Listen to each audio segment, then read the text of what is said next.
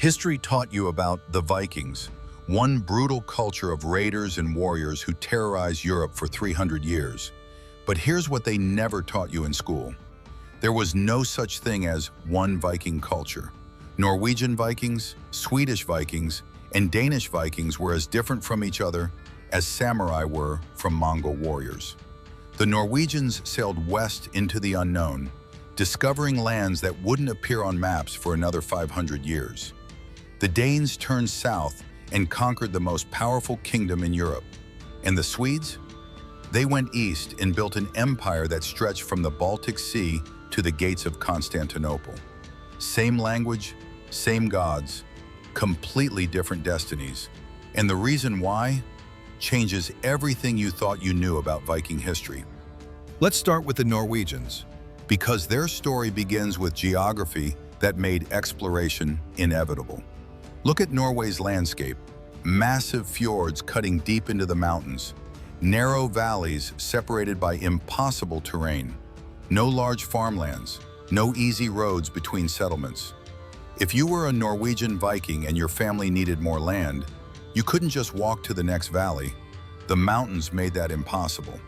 You had two choices: starve or build a ship and sail somewhere else.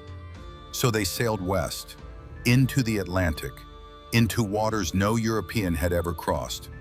870 CE, Iceland. The first major Norwegian settlement wasn't a raid, it was Iceland. A volcanic island 1,000 kilometers from Norway, discovered by accident when a ship was blown off course. And here's what history books skip. Iceland wasn't empty. Irish monks were already there. But the Norwegians didn't conquer them, they absorbed them, intermarried, and built something new. This wasn't about glory or gold. This was about survival, about finding land where your children could farm. But Iceland wasn't enough. 985 CE, Greenland. Enter Eric the Red, a Norwegian Viking exiled from Iceland for murder. He had nowhere left to go, except further west. Eric sailed into the unknown and found Greenland. And here's the genius part. He named it Greenland as a marketing trick to attract settlers, even though it was mostly ice. It worked. Eric launched 25 to 30 ships from Iceland. Only 14 survived the journey, but those 14 ships carried enough people to establish two settlements that would last for 500 years. Think about that. Norwegian Vikings were crossing the North Atlantic in open wooden boats with no compass, no maps, and no guarantee they'd find land. Why? Because staying home meant starvation. But here's where it gets darker. Around 1000 CE, North America. Eric's son, Leif Erikson, heard rumors of land further west, so he sailed again, and he found it, North America. 500 years before Columbus. We have proof, the settlement at L'Anse aux Meadows in Newfoundland. Norwegian Vikings built houses, forged iron, and tried to establish a colony in what they called Vinland, but they failed. The indigenous peoples fought back, and the Norwegians were too far from home to sustain a colony. Here's what matters. Norwegian Vikings weren't conquerors.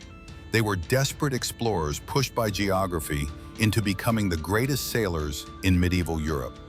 They discovered Iceland, Greenland, North America, not for glory, for survival. While Norwegians sailed west into the unknown, Danish Vikings turned their eyes to something far more valuable. Now forget everything you just learned about Norwegian exploration, because Danish Vikings were the complete opposite. Look at Denmark's geography: flat, fertile, easy to farm, connected by land to the rest of Europe. Danish Vikings didn't need to explore. They had good land. What they wanted was more land, and the fastest way to get it? Conquest. And the richest, most vulnerable target in Europe was right across the North Sea, England. 865 CE, the Great Heathen Army. In 865 CE, the largest Viking army ever assembled landed in England. History calls them the Great Heathen Army, and they didn't come to raid, they came to conquer. Led by the sons of Ragnar Lothbrok, Yes, the same Ragnar from Legends. This army tore through England like a wildfire. East Anglia, conquered by 869 CE. Northumbria, conquered by 867 CE. Mercia, conquered by 873 CE. Within 8 years, Danish Vikings controlled 3 of the 4 major English kingdoms. But here's what they don't teach you in school. What happened next changed England forever. 878 CE, the Treaty of Wedmore. Only one English kingdom survived, Wessex, under King Alfred the Great. And Alfred did something brilliant. He didn't try to drive the Danes out. He made a deal. The Treaty of Wedmore split England in half. The eastern half became the Danelaw, Danish territory where Danish law ruled. For the next 200 years, England was half Danish. Danish Vikings didn't just raid, they settled, farmed, married English women, and built towns that still exist today. York, Derby, Leicester, Grimsby, any English town ending in by or Thorpe, that's Danish. And the cultural impact goes deeper. Modern English is roughly 30% derived from Old Norse because of the Danelaw. Words like sky, egg, knife, husband, law, all Danish Viking words. Danish Vikings didn't just conquer England, they became England. Remember those Norwegian explorers sailing into the unknown? The Danes had no interest in that. They wanted power, land, and kingdoms, and they got them. But while Norwegians explored west and Danes conquered south, Swedish Vikings did something completely different. Now we come to the Vikings history forgot. The Swedish Vikings, also called the Rus Vikings or Varangians. Look at Sweden's geography. Rivers, everywhere, flowing east into the Baltic Sea, then south into Russia. Swedish Vikings looked at those rivers and saw something Norwegians and Danes didn't: trade routes. While Norwegians were freezing in Greenland and Danes were fighting in England, Swedish Vikings were getting rich. 800 to 1000 CE, the Eastern expansion. Swedish Vikings sailed down the Volga and Dnieper rivers, all the way to the Byzantine Empire, the richest civilization in medieval Europe. And they didn't conquer, they traded.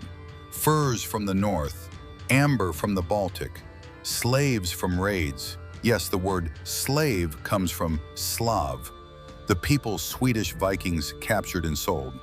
In exchange, silver, silk, spices, Byzantine gold. Archaeological evidence shows Swedish Vikings were the wealthiest Vikings, not from raiding, from commerce. But here's where it gets even more interesting: the birth of Russia. Swedish Vikings didn't just trade in Eastern Europe, they founded it.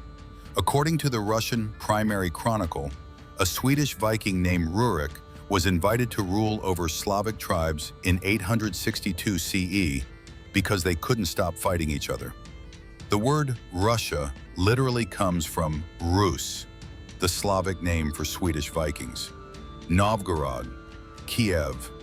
The foundations of medieval Russia were built by Swedish Viking traders who settled, intermarried, and eventually became Slavic themselves. Swedish Vikings created a trade empire stretching from Sweden to Constantinople. And the Byzantine emperors were so impressed, they hired them. The Varangian Guard, the personal bodyguards of the Byzantine emperor, the most elite military unit in medieval Europe. And they were Swedish Vikings. Think about that. Swedish Vikings went from raiding monasteries to protecting the most powerful ruler in Christendom, not through conquest, through reputation. And here's the final piece history books skip. Swedish Vikings remained pagan the longest, well into the 12th century, 200 years after Norway and Denmark converted to Christianity. Why? Because they didn't need Christian kings or churches to legitimize their power. They had trade, they had wealth, they had respect. So let's bring this all together. 3 Viking cultures, same language, same gods, completely different destinies. Norwegian Vikings, pushed by impossible geography into becoming the greatest explorers in medieval history. They discovered Iceland, Greenland, and North America, not for glory, for survival. Danish Vikings, blessed with fertile land but hungry for more, they conquered half of England, established the Danelaw, and literally changed the English language forever. Swedish Vikings, the traders history forgot. They built a commercial empire from Sweden to Constantinople, founded Russia, and became the Byzantine emperor's elite bodyguards. And here's the final truth they never taught you. These differences still echo today. Norway remains a nation of explorers and adventurers. Denmark has one of the most stable, organized societies in Europe. And Sweden? Still one of the world's great trading nations. Geography shaped the Vikings, but the Vikings shaped the world. From Newfoundland to Constantinople, from Dublin to Kiev, the Viking Age wasn't one story, it was three. If these hidden Viking facts blew your mind, hit the like button and subscribe. It would really help this channel as we uncover the warrior cultures they erased from history every week.